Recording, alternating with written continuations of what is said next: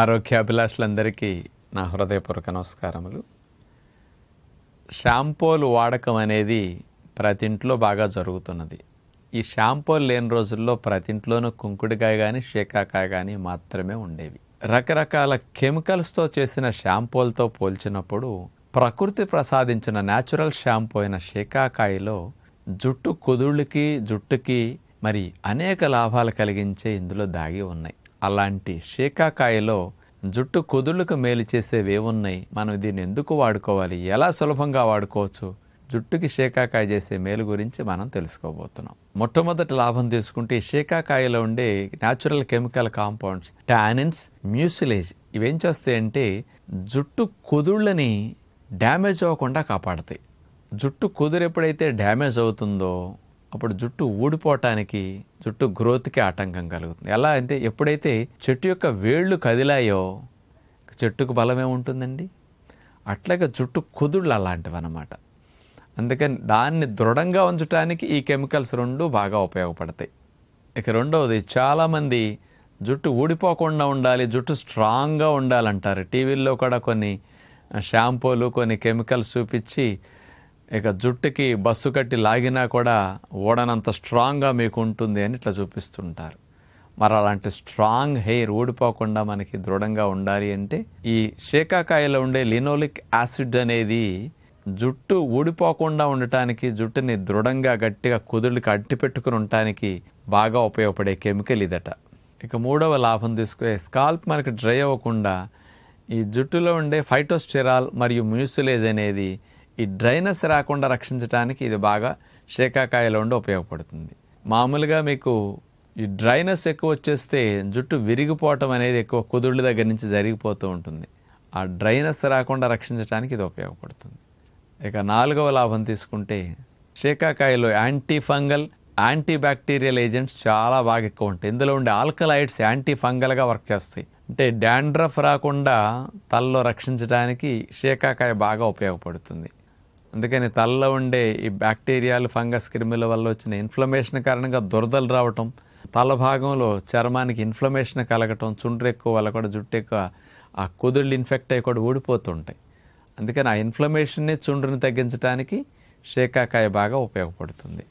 ఇక ఐదవ లాభం తీసుకుంటే ఈ మధ్య షాంపూస్లో మరి కండిషనర్స్ ఎక్కువ కలుపుతున్నారు కదా, జుట్టు షైనీగా నిగనగలాడుతూ స్మూత్గా అట్లా సాఫ్ట్గా అట్లా ఉండాలని కుంకుడుకాయ కానీ షేకాకాయని న్యాచురల్ కండిషనర్స్ ఇవి. అందుకని జుట్టు షైనీగా ఉండటానికి ఇవి బాగా ఉపయోగపడతాయి. జుట్టుకి ఏ విధమైన హాని కలిగించేవి లేకుండా తల భాగాన్ని, జుట్టుని క్లీన్ చేసుకోవడానికి షేకాకాయ న్యాచురల్గా అంత బాగా ఉపయోగపడుతుంది. కాబట్టి ఈ రోజుల్లో చాలామంది షాంపూల సుఖానికి అలవాటు పడి షేకాకాయ, కుంకుడుకాయ మానేశారు. షేకాకాయను కూడా సులభంగా ఎట్లా చేసుకోవచ్చు అంటే షేకాకాయను కూడా మీరు నీళ్ళల్లో వేసి బాగా ఉడకపెట్టేసేసి గట్టిగా పిసిగేసేసిన తర్వాత ఫిల్టర్ చేసేసేయండి. పూర్వం రోజుల్లో ఫిల్టర్ చేసేవాళ్ళు కాదండి. ఆ తొక్కుతో పాటే మనకు పోయటం వల్ల అటు చుట్టులో పట్టుకోవటం కానీ, అట్లా బాత్రూములు కాస్త అసౌకర్యంగా అయిపోవటం కానీ, ఇవన్నీ బెజ్జాలు మూసుకుపోవటం కానీ జరిగేవి. కాకపోతే ఇప్పుడు మనం ఫిల్టర్ చేసేసి తీసేసినప్పుడు మనకు ప్యూర్ షాంపూ లాంటి నీళ్ళు వచ్చేస్తాయి, షేకాకాయ నీళ్ళు. దాంతో మీరు పోసేసుకుంటే సింపుల్గా పని అయిపోతుంది. లేకపోతే షేకాకాయల్ని తెచ్చుకుని ఎండబెట్టేసేసుకుని దాన్ని మెత్తగా పౌడర్ చేసి పెట్టుకోండి. ఆ పౌడర్ని ఇంట్లో పెట్టుకోండి. కాస్త పొయ్యి మీద నీళ్లు పెట్టి బాగా మరిగిన తర్వాత ఆ పౌడర్ అందులేసి దింపేసేసేయండి. ఒక నిమిషం కొద్దిగా గోరెచ్చగా చల్లారాక బాగా పిసికేసేయండి, మంచి నురుగు వస్తుంది. దాన్ని నెత్తికి శుభ్రంగా షాంపూలాగా పట్టించేసేసేయండి. షాంపూలతో కంపేర్ చేసినప్పుడు అందులో ఉండే కెమికల్స్ హాని కలిగించేలాంటి షేకాకాయలు ఏ ఉండవు. కానీ షాంపూల్లో ఉండే గుణం ఏంటంటే మురికిపోకుండానే నురుగు ఫస్ట్ వచ్చేస్తుంది. మనకు నురుగు చూసే సహా ఎంత బాగా పనిచేస్తున్నది షాంపూ అనుకుంటాం. మురికి పోగొట్టే కెమికల్ ఏజెంట్స్ వేరు, నురుగు వచ్చే కెమికల్ ఏజెంట్స్ వేరండి. నురుగుని ప్రసాదించే కెమికల్స్ ఎక్కువ కలిపామనుకోండి, అందుకని మురికి సంబంధం ఉండదు. ఇట్లా అని నీళ్లు కలిసేసరికి ఇట్లా అనేసరికి బుడగలు వచ్చేస్తాయి, నురుగు వచ్చేస్తుంది. అందుకని షాంపూల్లో ఏంటంటే మురికి పోదు, నురుగు వచ్చేస్తుంది. అదే షేకాకాయ అనుకోండి, మీరు ఒకసారి రసం తీసి జుట్టుకు పట్టించి బాగా అట్లా రుద్దుతుంటే నురుగు రాదు, మురికి వదులుతుంది, క్రిములు చచ్చిపోతాయి. డెడ్ సెల్ లేయర్స్ కూడా తల్ల భాగంలో ఉన్నాయని శుభ్రంగా క్లీన్ అయిపోతాయి. నీళ్ళు ఒకసారి పోసేసుకోవాలి.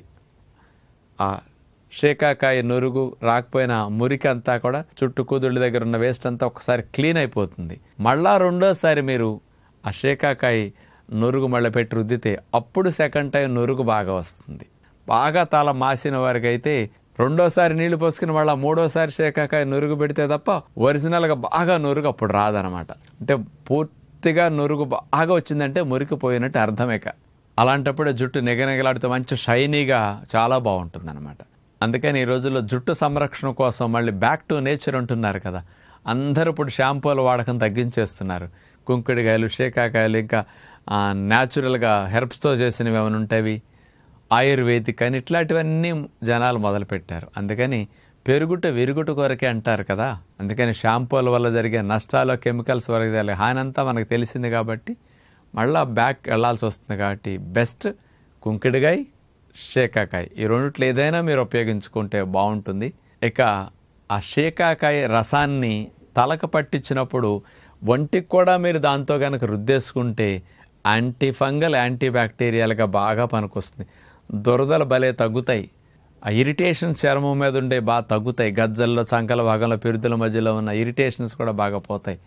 కాబట్టి షేకాకాయని అటు బాడీకి అటు ఒంటికి కూడా మనం వాడుకుంటే చర్మ సంరక్షణకు, జుట్టు సంరక్షణకు చాలా మంచిదని విజ్ఞప్తి చేస్తూ నమస్కారం.